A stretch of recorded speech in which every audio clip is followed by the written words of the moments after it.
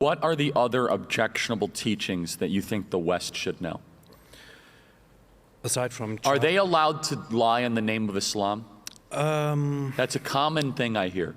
I'm sure you've heard it. That's a very complicated topic, but you could say yes, although it is sometimes misrepresented, because there is one aspect which is called Taqiyyah. Yes, that's right.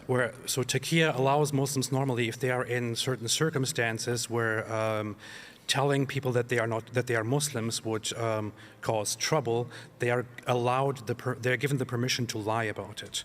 But that's not the only aspect where they are allowed to lie. So sometimes people think Taqiyyah means that they are all allowed to lie, but in general, without giving it a name, the Quran authorizes Muslims to simply speak half the truth, basically, in giving responses, and to always speak in whatever way Islam benefits.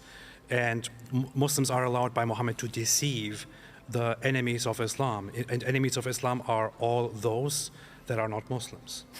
So Islam is rapidly taking over the West. Yes. Is that by accident or by design?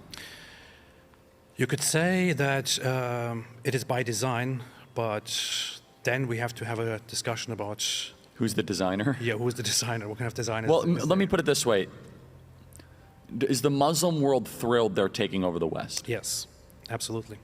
When I was a child in Germany, when I was a teenager, I repeatedly heard that it's a fantastic thing that we are taking over, that our numbers are growing.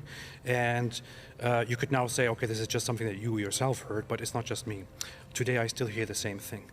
In fact, this is the main reason why I decided to speak out, because after I left Islam, I had horrible deception and basically, oppression of my mind behind me. I wanted to get away from it, but I look into the world and I see people saying stuff like Islam is misunderstood. It's a religion of peace. It's not a religion of peace. It is not a religion that wants to coexist with you.